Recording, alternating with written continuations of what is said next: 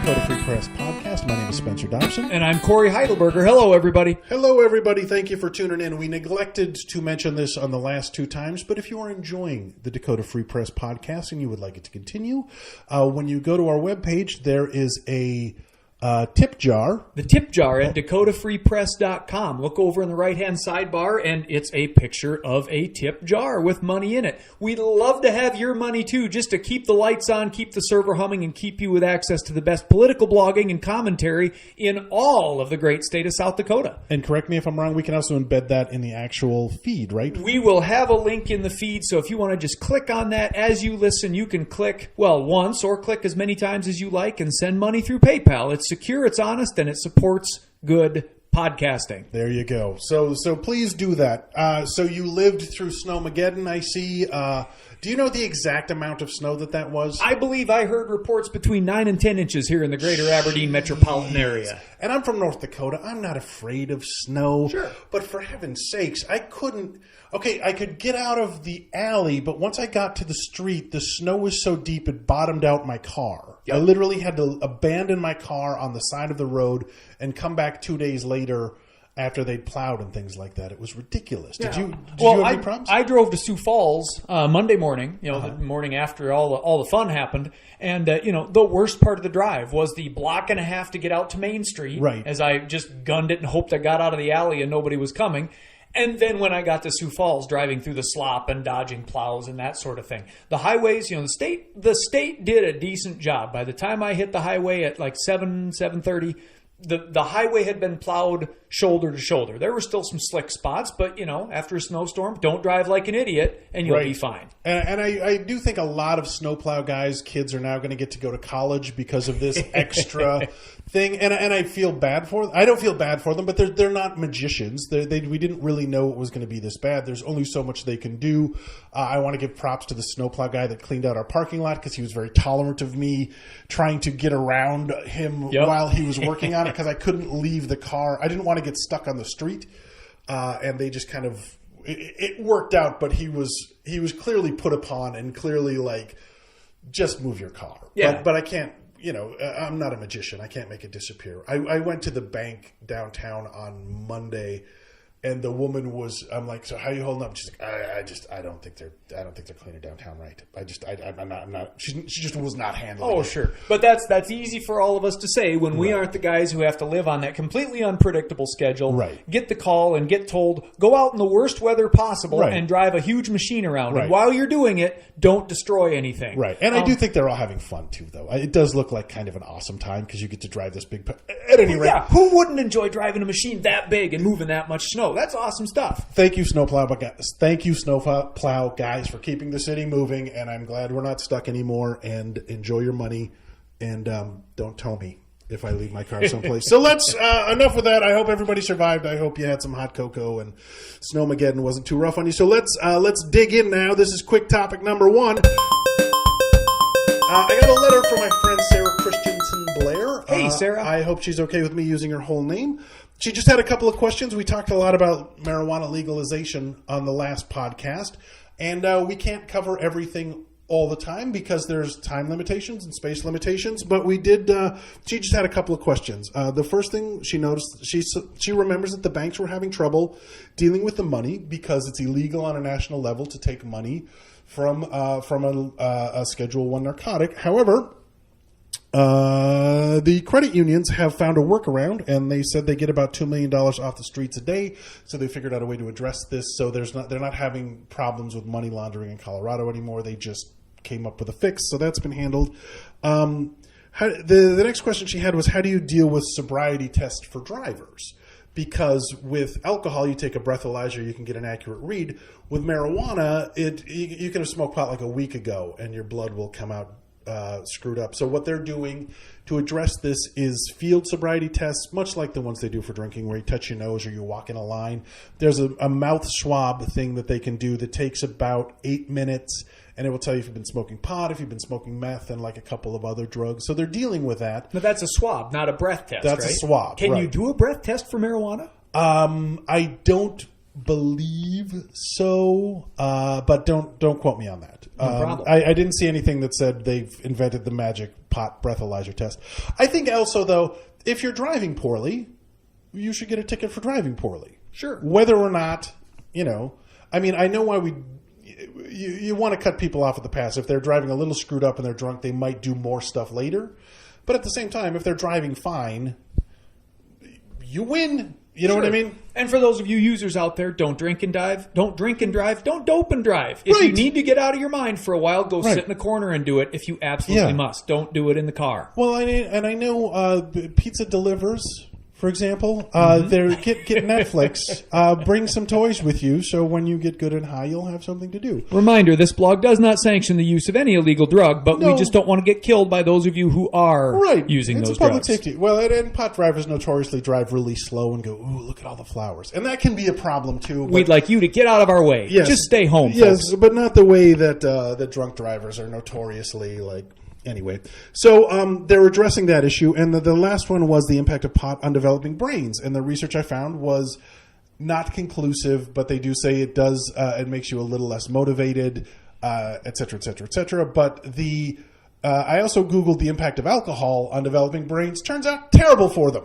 So if our criteria is that it screws up kids, then we have a lot of things we need to get rid of, because we do a lot of things that screw up kids. And it didn't, they didn't have any like super damning. So anyway, that's pot. If you have any more things about pot, we're kind of sick of talking about it, but if you have more comment, something interesting, that's what our comment section is online for. Absolutely. We don't have a call-in feature on the podcast Right. yet, but again, we do welcome your questions, and Spencer, you're doing a bang-up job of answering those questions, and we'll happily take more in the comment section. So do, please, Sarah, thank you, and others, keep those questions coming. We're happy to visit and extend that conversation online. Absolutely. Now, topic number 2. This is national. We don't usually cover national stuff because we're South Dakota centric, and we don't think that there's enough going that people pay enough attention to South Dakota, so that's why we're doing it. However, Trump Care is in the news again, and the South Dakota Free Press podcast had a massive blog post about the CBO report recently. And Corey, I think you have more details on this than I do, so I'm going to let you explain what's going on. Sure. The short form that everybody's heard in the news by now. This came out Monday. We're speaking Wednesday morning here as we record. Basically, the CBO found that 24 million Americans who would be insured under the Affordable Care Act, they'd have coverage, Medicaid, private, whatever, 24 million Americans will not have that coverage after 10 years of the Trump plan, the House Republican plan.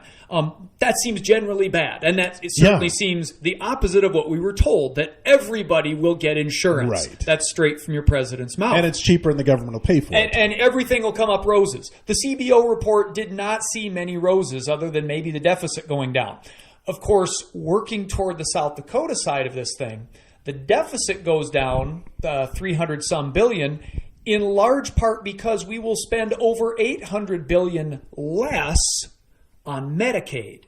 And here's where we get to South Dakota, because right now the states, South Dakota included, get a deal from the federal government where they get reimbursed a certain percentage on all of their Medicaid expenses. Mm-hmm. There's no limit. If more people than we expect show up, qualifying for Medicaid and needing care and cashing that care in, the government pays us a certain percentage for all of that care. Right. We don't turn people away. We don't say, oh, sorry, we're out of Medicaid money. You folks just have to wait with your sniffles or broken legs till next year.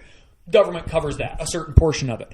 That's pretty good for the South Dakota budget. That removes a great deal of uncertainty from our budgeting process in Pierre each year, because we know, well, whatever happens with Medicaid, a surge in enrollment, it'll cost us, but it won't cost us as much as it could, because the feds will always help us. Right. Trump Care includes a new cap for the states. It says states will still pay for a certain amount of Medicaid, but once you get to a certain dollar figure, based on your population, past enrollment, etc., once you get to a certain dollar figure, you're done. And everything else on Medicaid is on your dime, states. That's the big thing for South Dakota, because consider the reversal here. Mm. Under the Affordable Care Act, South Dakota has had the opportunity to take the Medicaid expansion. Right. We haven't, but we've had that opportunity. And even our governor was working on a plan that basically the nuts and bolts of it were, it would have put $60-some million each year more into our budget. Right. Based on the whole, and there were all sorts of intricacies here, but basically taking Medicaid expansion would have saved South Dakota tens of millions of dollars each year. Right. There's another study done in 2013 that said if we took Medicaid expansion, and it's still there right now, we could grab on while in this last moment, it would create over 29,000 jobs in the state. Based on all that federal money coming into South Dakota. Right. You know, when hundreds of millions of federal dollars come into your state, that money's going to get spent and it's going to turn into buying and jobs and economic action. We're going from a chance to have more of that. I mean, you know, healthcare is great, but this is federal stimulus too. It's good for the economy. We're going from an opportunity under Obamacare to boost our economy to the obvious opposite in Trump care, which will mean hundreds of millions of dollars less in Medicaid spending, and that means less economic stimulus, fewer jobs in South Dakota, you know, leading us quite possibly to a recession. Our economy's already soft, but now this plan, just by cutting Medicaid, promises an economic mess for this state. Now, let me ask you a question that you might not know the answer to. When you are in a privatized prison, do they pay for your health care?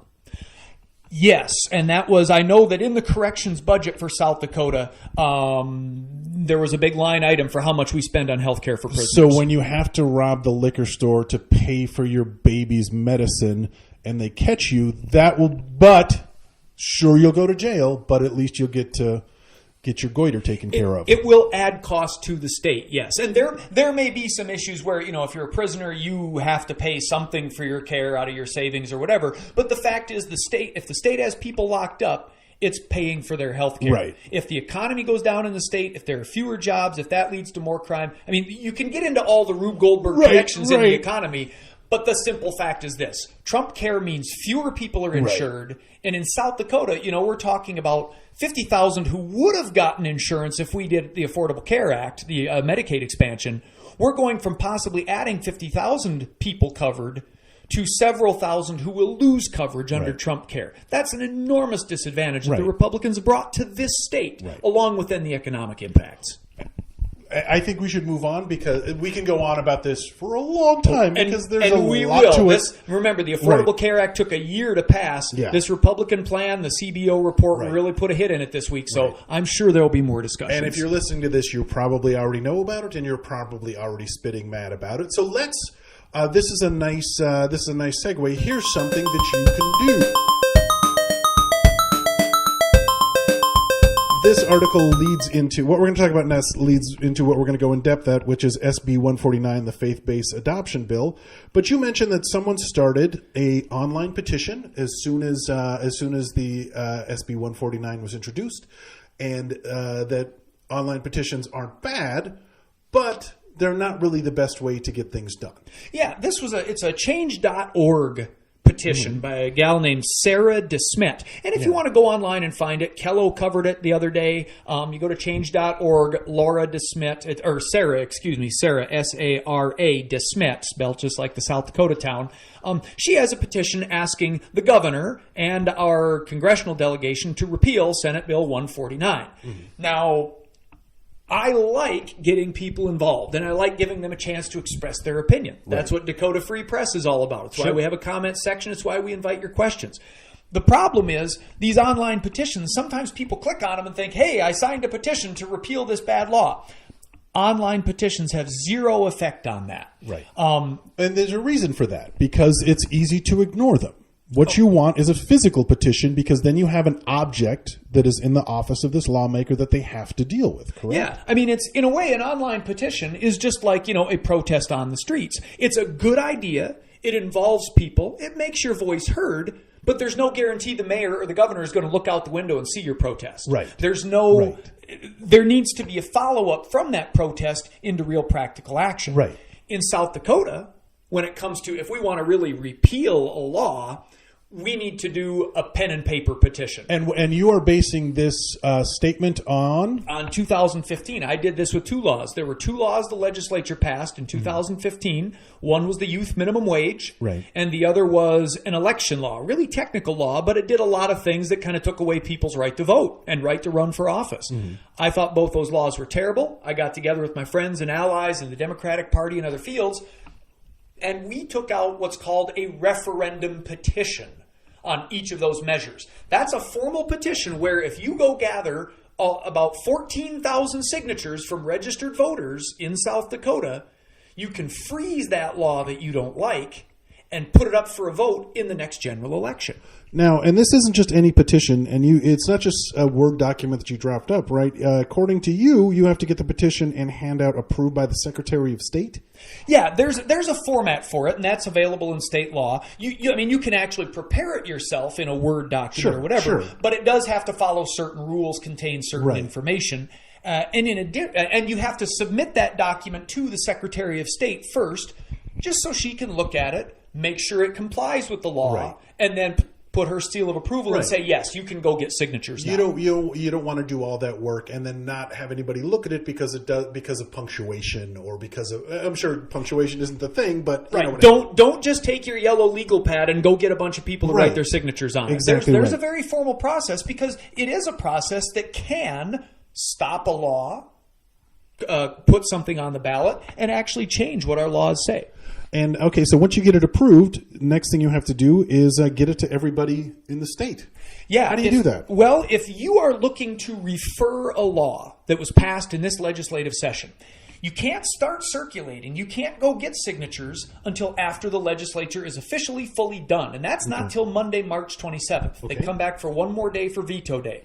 So basically from, I'd say about 4 p.m. that day, March 27th, until Monday, June 26th. Okay. That's 90 days. Right. You have 90 days to get you and your friends and your brother Phil to run around the state and get the signatures of at least 14,000 registered voters. Okay. Now, as a practical guide for people doing petitions, the minimum number of valid signatures you have to get is about 14,000. Okay. Obviously, you'll make mistakes. Some people will sign who aren't really registered voters, yada, yada. There's always some spillage, some error. So a good rule of thumb is if you need 14,000 signatures, you might want to make sure you get 20,000. Okay. And I'll tell you, one of the petitions I did in 2015, I got about 17,000 signatures. Okay.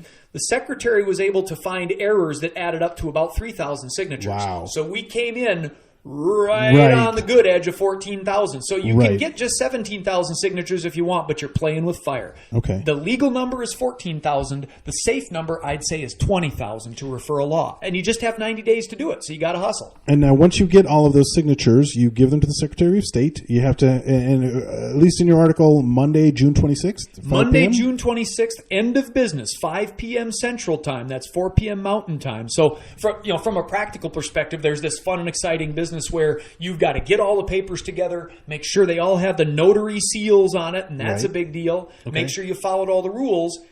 And then you have to collect all those papers in one big box and bring them to the Secretary of State yourself. You can't have your circulators all around the state, just mail them in separately. You have to get them all in one box, take them to the Secretary of State and say, here you go. You could mail them, but I wouldn't recommend doing that. You do all that work. You've got, 20,000 signatures, couple thousand sheets of paper. You better plan that Monday to drive to Pier with that box and hand them in person. Right. So let's say, by the way, you can find that all the information you just gave we'll put that in the footnotes. Yeah, we'll link to that. And the Secretary of State is really good about this. When I went through the process, they answered all my questions. They have a nice pamphlet that explains all the rules, and there are rules that need to be followed. It's a picky process, but that we'll have that information on the podcast web post.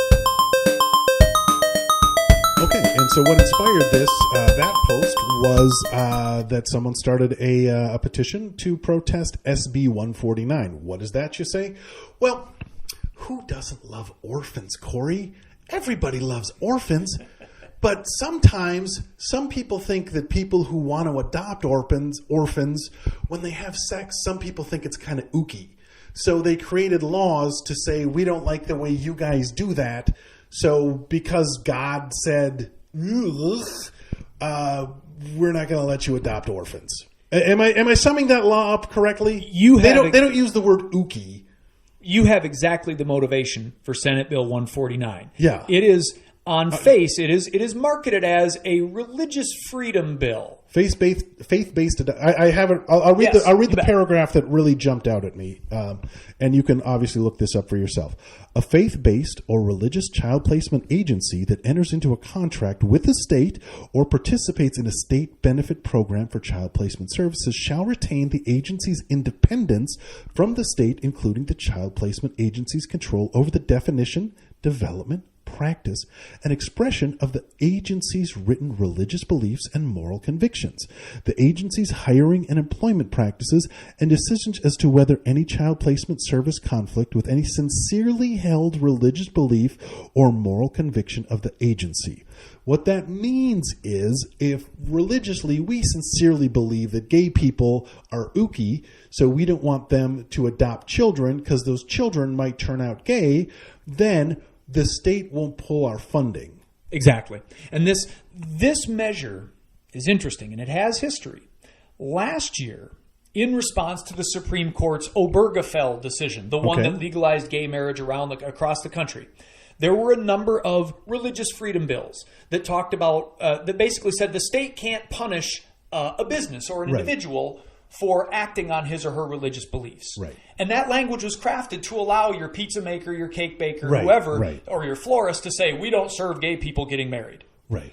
Most of those laws got beat. Yeah, the blowback on those laws was unbelievable. Like, why you would want to do this is ridiculous, just from a tourism standpoint, just from a business standpoint. And South Dakota is attracting a lot of business lately, but I tell you, when you want national companies and international companies to start putting on the brakes, start making laws like this.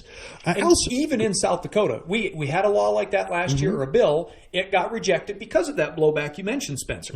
But now this year, the language of those past bills was grafted right into Senate Bill 149, but they just narrowed it to say, well, let's see if we can get this to stick for child placement agencies, for adoption agencies first. So it's kind of a wedge bill to try to work toward basically the redone gay marriage ban or the gay discrimination bill that these folks want. And by the way, not off topic at all, this is super gay. You know who does things like this? People that end up busted in airport bathrooms tapping their foot. Like, I feel like the whole state is going to get caught in a bathroom in 2 months just because we're putting such a fuss over.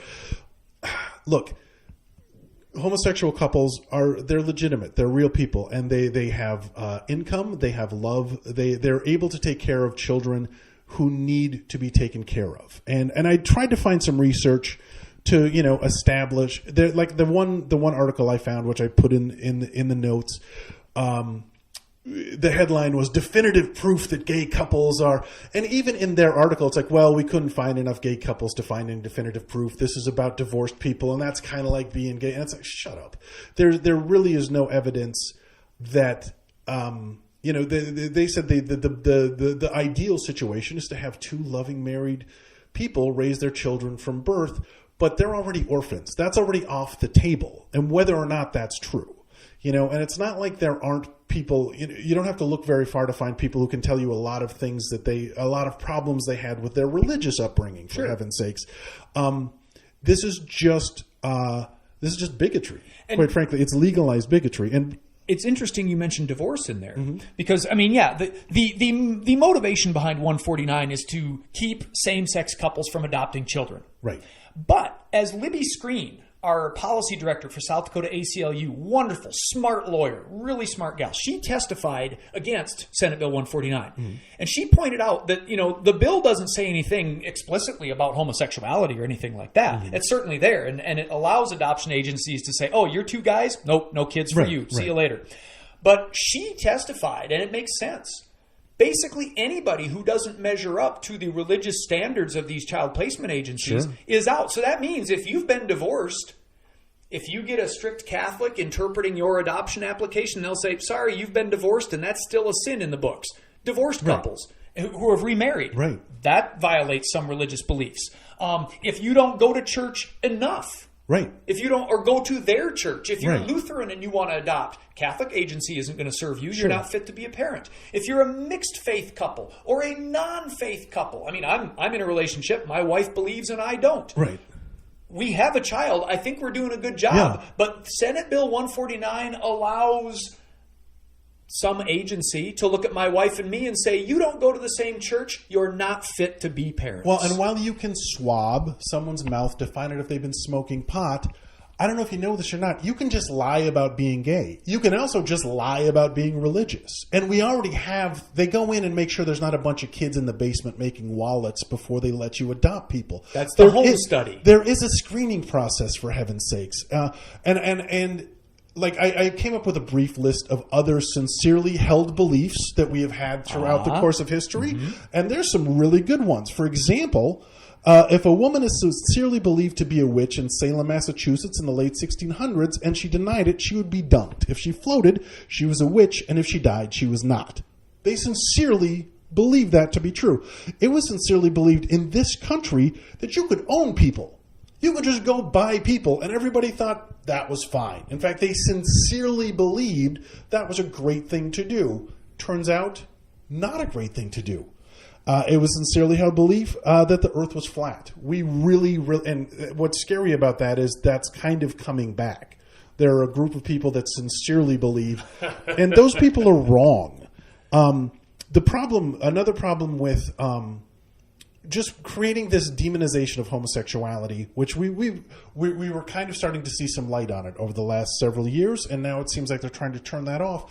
It's a matter of, it costs us minds, it costs us security. I mean, I don't know if you've seen the movie The Imitation Game, but the guy that got us out of World War II, the code breaker, was a homosexual. He ended up being chemically castrated. Now, if they had, and killing himself, if they had done that to him earlier, the Germans would have won the war. Yeah, I mean, and that harkens to what I hear some people say. You know, in the reaction to Senate Bill 149, we are sending the message again. Even though the proponents of the bill won't say it, they're strangely coy about this, it's still there. We're sending a message that South Dakota doesn't think same-sex couples are fit to be parents. You're Right. not fit to be served. You're not Right. fit to live in our state. Now, some people, like me with my oppositional disorder, we relish a fight. We relish walking Sure. down the street and saying, hey, I don't believe the same thing as you, Sure. but I belong in South Dakota just like anyone else. Sure. There are a lot of people who say, you know what, I don't have time for that kind of conflict. Yeah. I'm going to go somewhere where if I and my spouse want to be a parent, Right. we're not going to be subjected to that kind of stuff. Yeah. And even if South Dakota tells me, oh, well, okay, you can't adopt from one of the several faith-based agencies, but you can still go through the state if you want. Sure. Sure, there are options, but why put up with the grief? Why Yeah. stay in a state where you know you're going to be treated as a second-class citizen or an unfit parent? And why are tax dollars giving the okay to that kind of ghettoization of And people? there's dispute about that because the adoption agencies that came forward to testify in favor of this, the faith-based agencies, they said that they don't get state funding for their adoption operations. They're worried about backlash in other areas connected to the church or whatever. But the weird thing is, if they're not getting state funding, then this bill isn't needed. It's in the verbiage of the bill. What you read, it talks about contracts with the state. It is to protect you. And it It's talks to protect about them, rather. Yeah, it talks about how the state can't take any adverse action against a faith-based agency that discriminates on religion. And that adverse action includes ending contracts, cutting benefits, whatever. So SB 149 envisions the state having the hammer of some kind of state funding of taxpayer dollars that could be withheld from these agencies. So you're right, Spencer. The idea that if you're going to provide this adoption service to the people of South Dakota, if you're going to get a state license, you know, basically the state seal of approval, even before the money, if you're going to have the state say you're an okay outfit to adopt kids from, well, you got to kind of play by some basic rules. And to me, those basic rules include you don't discriminate based on religion. You can have your faith. You can pray on Sunday. And that's in there? That's in there. This is the state saying, we'll still give you a license to perform this service even if you discriminate on the basis of religion as you deliver this service. That's kind of a problem. I think that's just as bad as the state giving, the Department of Health certificate to a restaurant that won't let gays or Indians sit at the lunch counter. Right. We don't do that. Right. You have to respect basic civil rights. Right. The Supreme Court said that marriage is a basic civil right, whether you're guys and guys, girls and girls, or a combo thereof. Right. That's basic civil right. Sure. We can't sanction discrimination. Unfortunately, 149 does. And it does seem like sexual discrimination is something that people really get hung up on the most. And I just want to put this out there. If it bothers you, the idea that two men are having sex, just realize we don't want to think about you having sex either. I'm a heterosexual male. I'm married. I love my wife. But there's plenty of heterosexual Christians that I do not want to watch do it. So just mind your own business. If something illegal happens, it will be dealt with. We have laws. Yeah, and as you mentioned with adoption, specifically on this bill, we have screening. We have screening. We have the home study. People will come to the house and see, do these two parents, do they keep house nice? Right. Do they seem to have Is their it act clean? together? Are they providing a safe place for their child? Do you know what a vegetable is? Yeah. Can you read? Do they love each other? Right. Do they get along and thus model, right, just kind of decent humanity? We don't go and then put a camera up in their bedroom and see what they do at 2 a.m. in the dark of night. Right. There's a common human decency that every couple is entitled to. Right. And if you really want to go the other way, I'm sure there are some same-sex couples, some Adams and Steves, who would be terrible parents. Yeah, Don't give your kids to them. I'm sure there are also plenty of Adams and Eves who are terrible parents as well. And adoption agencies have the ability to figure that out and say, you know what? You folks just aren't equipped to be parents right now. Read the paper. It happens all the time. Religion is not a basis for that decision. And to have, but there are kids who need families. And yes, I don't know anybody that came from a perfect family. I don't know any perfect families, and I don't know any perfect people. But I know some people that are going to do just fine. They're going to have some bumps in the road. If these kids can be with those people, and those people happen to be two men or two women, just get over it. Let people get on with their lives. Who wants to live in an orphanage, for God's sakes? And Spencer, that's if they don't live in orphanage, but foster homes, whatever situation they're in. Sure, Spencer, that's the best point to make, and that's the point the ACLU and other opponents of this bill tried to make. The core thing here is we've got kids who need homes. Yeah. If you've got parents lining up to say, "We'll be parents, we'll take children," right? Why put any delay in that queue? Run those people through. Don't have people come to the door and have someone say, well, you're not Catholic, or you're not straight, or you're not fill in the blank. Whatever. So get out of here. Yeah. Let's run that process through. People who want to be parents, they want to be parents. Let's respect that. Let's honor that. And let's find the ones who are most qualified and get those kids some homes. Yeah, get on with their lives, man. All right, well, let's go to our interview now. This one I'm a little nervous about. He's one of the co-hosts of the Dakota Free Press podcast. He's a stand-up comedian, originally from North Dakota, lived a number of places. Maybe we'll go into that, maybe we won't. But let's welcome our guest for this episode 2, Spencer Dobson. I know why Spencer's nervous, because now I'm going to be asking him the questions. Right. So, Spencer, we wanted to talk about, we're just letting everybody know who the hosts are. You grilled me last week, gently and pleasantly. I'm probably a bit more stern of a griller, but we'll see what happens. Okay, that's fine. But first of all, Spencer, tell us where you came from and what brought you to Aberdeen. Okay, well, there's a lot of stops on that trip. I was born in Voss, North Dakota, population 29. We moved to Grand Forks when I was a kid. I went to school, went to high school in Omaha, Nebraska, and then moved to Minneapolis for school, Colorado for radio, Minneapolis to start comedy. Did something called the HBO Comedy Arts Festival in 2000. Steve Martin was there. Bill Maher was there. It's a big deal.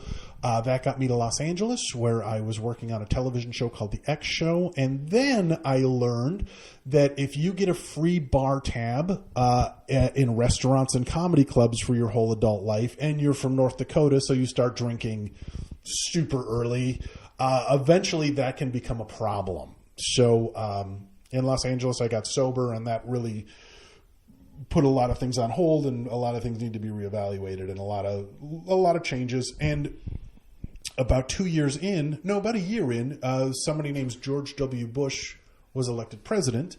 My brother is a Marine, and he's an Annapolis graduate, and he's an officer, but he was going to fight in a war that, according to everything I was reading, was a lie. And so I got very involved in politics on the West Coast and did a lot of knocking This would be on doors. the Iraq War, 2003. The Iraq War, about. yes, Yep. 2003, 2004. This is and during the John Kerry campaign, I did a lot of door knocking, and I registered voters in Compton, and I walked all over Los Angeles, and I got to meet I asked Ben Stein, Nixon's speechwriter, Ferris Bueller's an econ teacher, that yes. guy, if he would like to give some money to John Kerry, and he did not. As a matter of fact, was he polite about that? he was very polite about it, and a little bemused and a little disgusted. And I canvassed Lily Tomlin, who you've seen on television, and you know, she's a perfectly pleasant person on TV, but when you are standing next to Lily Tomlin, she literally, I don't know if it's her skincare regime, but she has a literal aura, and I'm not that kind of person. I don't say people have auras, but she friggin' glows. Wow. And she was really, and I got to, the interesting thing about doing that was Los Angeles has the whole ecosystem in it. So we went from the brokest neighborhoods to the richest neighborhoods. Right.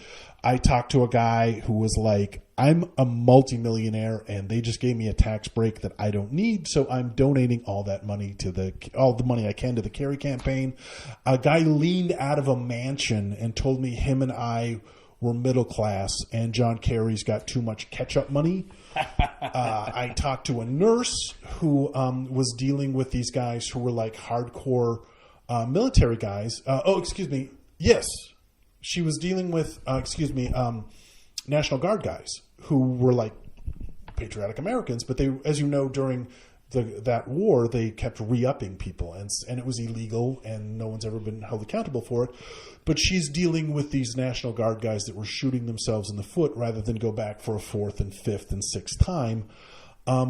I talked to teachers who were dealing with No Child Left Behind and watching their peers get fired for nothing and watching their schools get ground down. And, again, you're really in the nuts and bolts of it. And it was really eye-opening and exhausting and kind of amazing. And so I got involved with political comedy at that time as well, which is, unless you're Jon Stewart or Bill Maher, it's not as easy a sell as you might think, and not a great career move. And then my mom got cancer in 2007, so I came back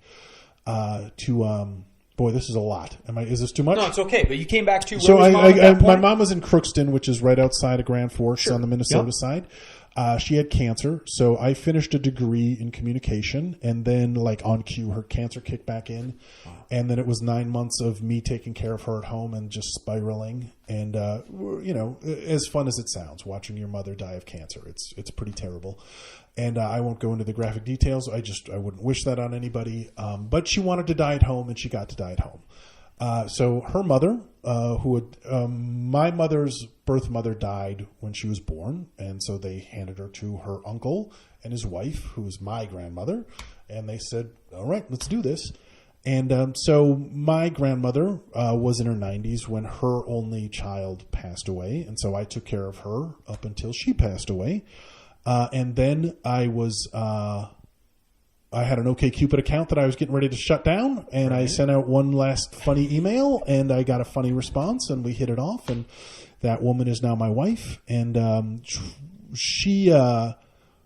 we met in Grand Forks. She was working at UND as a ceramics professor, and I'm old enough to know that it's important to meet good people, and when you find them, you should stick with them. So she got a job here, and I'm like, I don't want to stay in Grand Forks, and I don't want to move to a big city alone because it's, you need somebody watching your back that you can trust. Sure. And we're a good team. So I moved with her here, and we got married last July. And now, comedy-wise, I'm doing a lot of private parties, which is good because that's a lot of money. And I'm doing a lot of one-nighters, and things are working out. Working out okay. So, like me, it's we both married up. Yeah, got wives who got good jobs in Aberdeen, and here we are, thanks to the ladies in our lives. Well, if you take the debt out of the equation, sure, I did. I don't need to go into our personal finances, but to say the least, I'm not riding on her coattails. If that's no problem. But so you've gone from doing comedy in kind of, I guess maybe the center of comedy, you could argue, West Coast or East Coast. Yeah. I mean, Los Angeles, holy cow, that's where, like you said, Bill Maher, Steve Martin. I mean, that's the circuit. Now you're back doing comedy.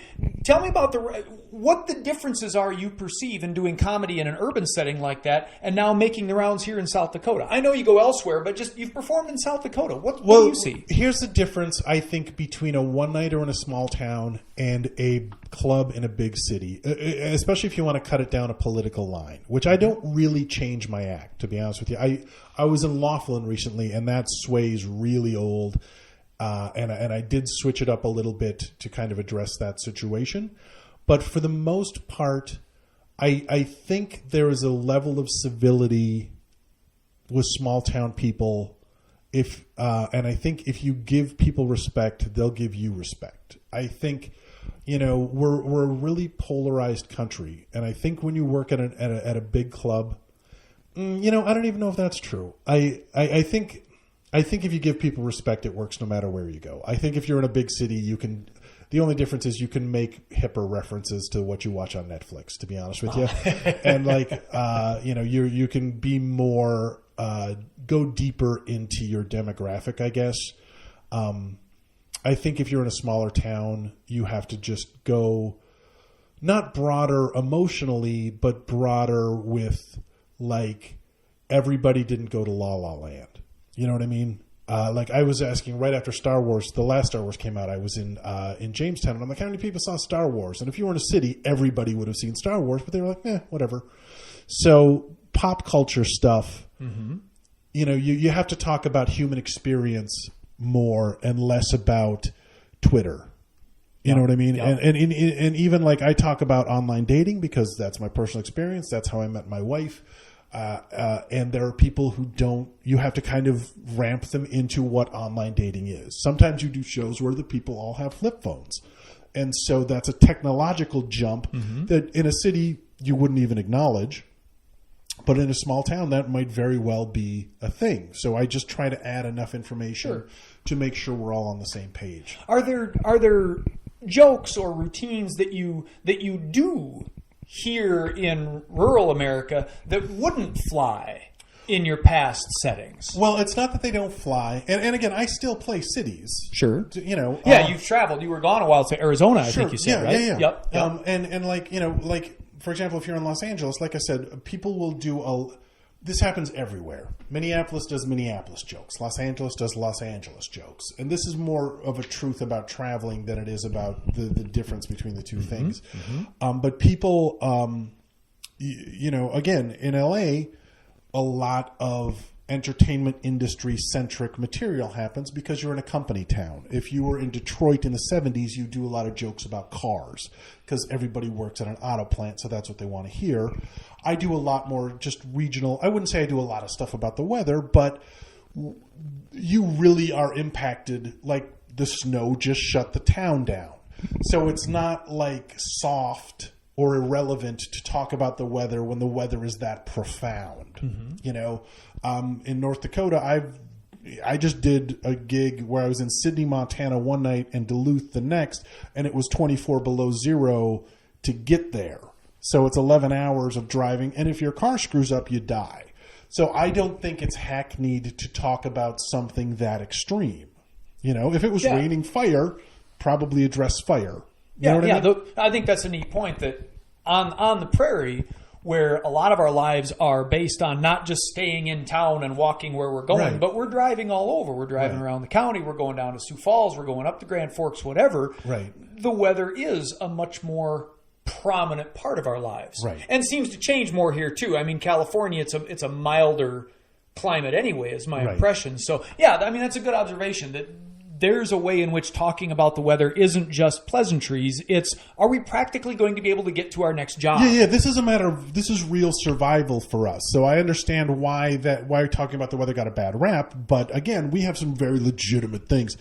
There's another, there's some jokes I have that I just wait until they're really polished before I'll bring them anywhere. Quite frankly, I mean, other than open mics and things like that. I have a bit right now that I wrote that I'm very happy with that's about how we were having this huge heroin epidemic. It's a huge problem, and yet pop music is terrible. And with other heroin epidemics, we got the Rolling Stones, we got the Velvet Underground, we got all kinds of great stuff. And music now, so I think where it's ending up is on Yelp reviews, and then I do these like beatnik Yelp reviews about like Perkins and things like that. And it's a really funny bit that I didn't give the audience credit to like, because it's long and you have to go on you have to commit to the whole ride. And if you don't like the joke, then we have a long time for you to not be happy. But the audiences keep loving it. It's just a matter of like, sometimes you'll be in situations where everything needs to be chiseled and you're doing a lot of what's called punching. That's why they're called punchlines. Mm-hmm. So I need to grab you by the throat and keep you focused. And that bit isn't at that point yet. I have other bits in my act that were like that before that now are, boy, this is wonky and boring. They're very solid, so I can take them out anywhere, and I know that they're going to land, and I know how they work well. So I'm just a little protective of new stuff. But that doesn't really have to do with it being South Dakota or a city. Yeah. The thing is, we all have the same cable to an extent. I mean, I guess we're learning media-wise we're not all in the same bubble, but we all do kind of watch the same movies. We all have the same... We all have Hulu. You know, people have Hulu now. People have Netflix now. So if anything, there's a lot of common ground that wasn't necessarily there before. Although up until, I don't know, I'd say 2000, the big three. If something happened on Letterman, the TV networks, people knew about it. Mm-hmm. If something happened on MASH, literally. You were either watching MASH or whatever was on against MASH. So if you talked about MASH, people knew it. That's not a thing anymore. Which is kind of a paradox. We are increasingly connected, but we're also increasingly fragmented. That increased connection allows each of us to go connect to different things. Right. There are no shortage of studies about how the internet has created this tremendous amount of loneliness, because not only are we not having common experiences because we're experiencing things through our phone, we're more afraid of each other because we don't talk to each other in person, and that distance creates fear. Sure. And, it's really nice when you go out and do stand-up because you can talk to people wearing Trump hats and shake their hands and go, we're still human beings, let's work from there. And that's one of the wonderful things about live comedy is you've got a room full of people sharing a moment. I was talking to my wife is an artist. She works with artists, and we were talking about like she has a show up right now at the Lincoln Gallery not the Lincoln Gallery, the other one, the JFAC. But her work is interpreted. You can take a million different things from what she's doing. You can go at it from all different angles, and you can see it as this or you can see it as that. Not me. I am a control freak. My jokes take you one place, and I want you to react one way. And if you react any other way, that joke doesn't work, and I have to come up with a new way to make you go exactly where I want you to go. But your jokes also happen in the moment. Yeah. And you've got another joke coming, and we don't have 3 minutes for everybody to sit and contemplate that joke. Yeah. You've got to keep your audience moving along. Right. Your wife's work... it stands there. It is permanent, and one can interpret that for as long as one wants. Let's come back and look at it again. Yeah, and let's breathe it in, and and there's no shortage of comedians who are like there's now a cottage industry of comedy analysis. And if anybody wants to write an article about me that's flattering, please do. But there is something to be said for it's the same with music. You listen to a record and you like it, great. If some music critic comes and says, "Well, it's derivative and blah blah blah blah." Why should you let that ruin your experience? And sure, there are jokes that come from bad places, and there are jokes with, not all jokes are created equal, clearly. But at the same time, there is something very genuine about a laugh, and there's something very genuine about a moment. And, I think if you have capable people with good intentions, they can take you to some places that are really, sure, uncomfortable, but also eye-opening and hopefully enlightening. Sure. And I think that's what art is supposed to do, but I don't like to call it art. I'm thinking you and your artist wife should get together and you should do stand-up pottery. She throws a pot on stage and shows it to the audience. And then I make fun of it. If there's applause, great. If there's not, she throws it on the floor and we make another pot. There's an opportunity for a collaborative effort. That is a terrible idea. That is truly, truly... No problem. Well, we throw it on the floor and we make another one. Sure. That's how the act would No work. problem. Do we have time for one more question? We have Spencer? time for plenty. Yeah, we're doing good. Let me give you one more question. Sure. You mentioned doing the political activism, kind of. I mean, the nuts and bolts, door to door canvassing. That's maybe one of the hardest forms. Of political activism. I'm of the impression from what you've said, you haven't done a lot of that kind of activism since then. At least not since moving back to Aberdeen. Is that correct? Well, not in Aberdeen. I did in South Dakota. I did caucus for the Franklin campaign, and I did some canvassing door to door. But the Franklin campaign. Al Franken. Oh, not Franklin. Franken. Sorry. Yes. Yeah. So I got really involved in that, but then life kind of took over, and again, I spent the last couple of years watching two very important members of my family pass away, and just really needing to focus on, the reason we have politics, the reason we defend politics is because we want to have lives and we need to defend those lives. So I had to put a little bit of work into building a personal foundation to stand on. Sure. Well, I'm curious, at least given your experience doing that kind of canvassing, that door-to-door activism in California, and then for Franken, I take it this was in the cities. No, this was in Crookston. Oh, in Crookston. Oh, this was in a red county. Yeah. Okay. Yep. Boy, they love it. Okay. Well, tell me, I'm curious. Given your experiences on the West Coast and in Crookston, and now being here in Aberdeen, what's your sense of the differences in the political landscape between where you've been and where you are now? Well, obviously there's just more people in LA. The thing that surprised me the most, I went to, I think it was Roseau, which is in northern Minnesota, and I went to talk to members of the DNC about Al and why they should vote for him and why they should support him, as their to get the nod to run for Senate. And just they really didn't know who he was. The local party members. The local party members didn't know who this high-ranking member. They hadn't heard of Air America. I wrote one-liners on Air America for a while too, which was it was like anything I can do to help. But they weren't really familiar with him. They didn't really realize who he was, and I was just really surprised at the disconnect between the national and local politics. And I don't know, media diets are, as we mentioned, everybody lives in a little bubble. And I didn't realize how disconnected the national left and the local left are. And, I just feel like the people need, as always, they need to organize, they need to communicate.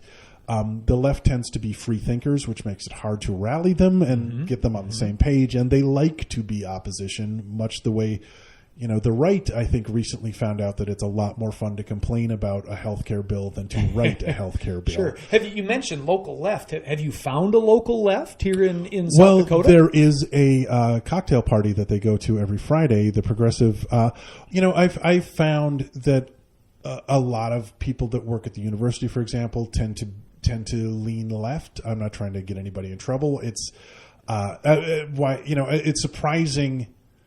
The left really got demonized. Saying you're a liberal became a dirty word. Saying you're progressive became a dirty word. And I think the left needs to show up and combat that. I also, I think, I don't know. Like I said, I haven't been as plugged in over the last couple of years. And I think I, like many people, thought this election was done. I thought it was going to be a piece of cake. I wasn't crazy about Hillary. I leaned more towards Bernie, but you've got to realize there's a big machine that's in motion here. And these things happen. So I didn't, I was more focused on getting my career on track and getting my life in order. I think, like everybody, if we take a little bit of time to be plugged in, we don't all need to be career politicians. We all just need to take a minute, discuss, make it part of your routine. Sure. And I think that's one of the reasons I want to do this podcast. That's one of the reasons I want to be involved locally. I don't want to work in politics, but I am a citizen. And I want to do my part as a citizen to participate. Sure. And you mentioned the left, the local left, the national left. Would you identify yourself as a member of the left? Yeah, I would have a hard time saying I was anything else. Okay. Then what does that mean? In some fine summary for the listeners, what does being on the left do? What do you do as a leftist? The reason I lean towards the left is because I believe in civil rights. I believe in protection for workers. I believe in helping the little guy. I believe government should be used to, we pool our resources and our talents, and now we have roads that are free or cheap. Now we have schools so that everybody can live what's known as the American dream. You can get an education, and then you can start a business, or you can work your way up through a different business. You have the freedom, no matter what color you are, no matter what religion you are, no matter what your sexual orientation is. You can rise up if you have the skills and the wherewithal, and it turns out the connections really help too. But you have that chance. To me, that's what the left is protecting. The left is protecting, the environment. We have an environmental protection agency so that if I buy a bottle of water, there's not a rat poop in it. If I buy a dinner, it's what it's supposed to be. That's what they do. That's what I think they're supposed to do. I don't hate. I mean, I certainly corporate America certainly does things that I like, but you need somebody to keep an eye on them. And I don't think greed is good, and I don't think might is always right, and I don't think that everybody should just be out for themselves, because you can't function that way. Which if those are leftist views, they don't sound radical to me. No, I know I swim in the same soup as you, but you mentioned the EPA. That was a product of notorious leftist Richard Nixon. Yes. Yeah. Terrible lefty. And I feel like, while I certainly defend, I understand why we had a discussion. We have to have discussions about identity politics. I also feel like, as with anybody else, the left can get a little annoying with it. I got in a particularly heated debate with someone because I said Barack Obama is a black man, and they said, no, he's not. And that didn't go anywhere. And I think the left tends to can get a little on that side where they're too hung up on words and not worried about context and meaning. People like to be right. People like to scold people. And I think the left can go a little that way. And I think it might have cost us a really important election that has now put the crazy person in charge. So I think listening to each other is kind of a lefty thing to do. I think trying to even listening to white guys. And I know that's terrible, but sometimes from two white guys holding microphones sometimes right now. White guys also do good things and have a point. And I'm not trying to take away from anybody else's thing, but I think as a white guy, if you just tell white guys that they're rapists and misogynists and haters, and don't give them any place to stand, eventually they're going to go, I guess I'm a misogynist rapist, so I guess that's what I have to do, because that's the only place there is for me to be. I guess that would be my critique of the left's monologue over the last couple of years that needs to, again, there's room for everybody. And I believe in this tent. So let's let people in. Let's try and find connections, because it's clearly really important. We have a lot to lose. Yes. And which sentiment is essential, but it always has to apply to both sides. Yeah. The left has to recognize we're all in this together and not demonize or marginalize people on the right.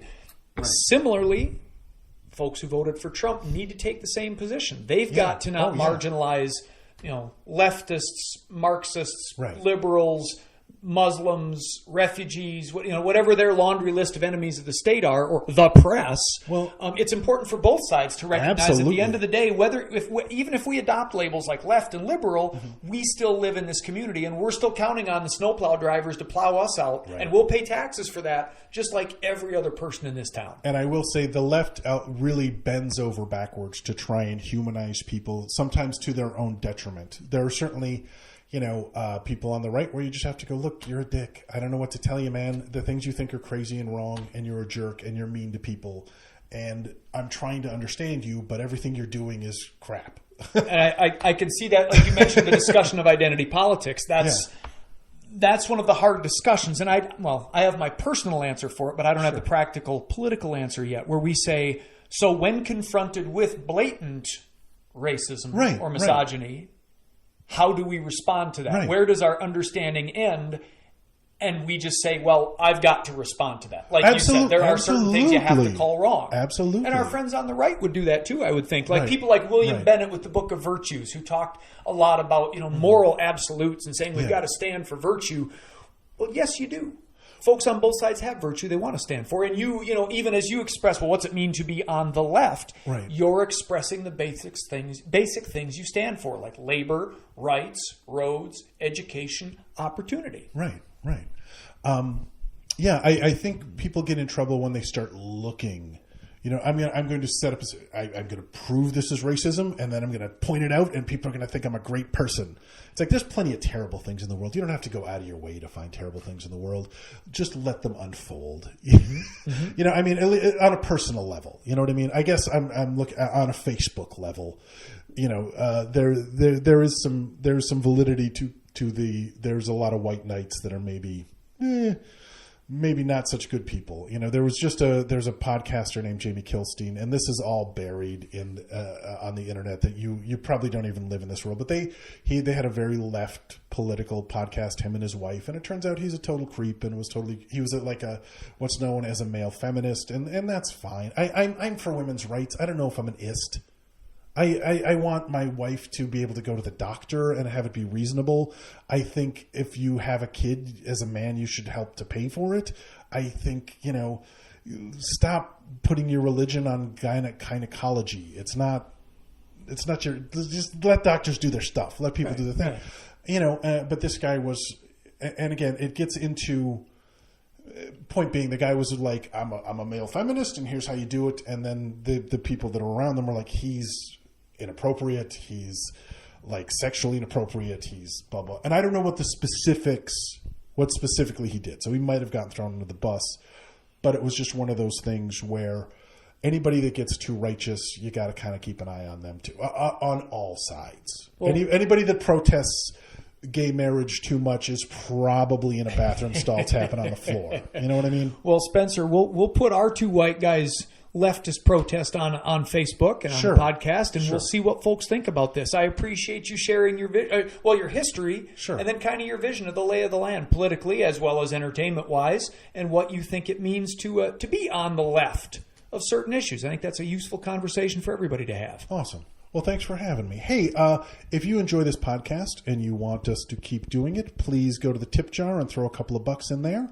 If you want to hang out with some lefties, go to the Ward Hotel. We're meeting on Friday evening, and that's, oh my gosh, what is today? March 15th? March 17th. That's this Friday. Friday, March 17th. The Ward Hotel on Main Street, just a couple blocks south of the railroad tracks. We'll meet from 5 p.m. to 7 p.m. and have a good conversation about all that's right and all that's left with our world. And that's called the Progressive Happy Hour, right? Progressive Happy Hour, yes. Each week, Friday, 5 to 7. Okay. Am I forgetting to plug anything else? Well, just come to our blog and read more. DakotaFreePress.com. That's where you can keep up daily on the interesting things happening in South Dakota politics, and maybe a couple national articles, but always with a South Dakota flair. And if you have questions for us about what we've said on the podcast, send us a comment either through the SoundCloud link or on DakotaFreePress.com. We'll have the comment section open there, or on Facebook. It'll be posted all over the place.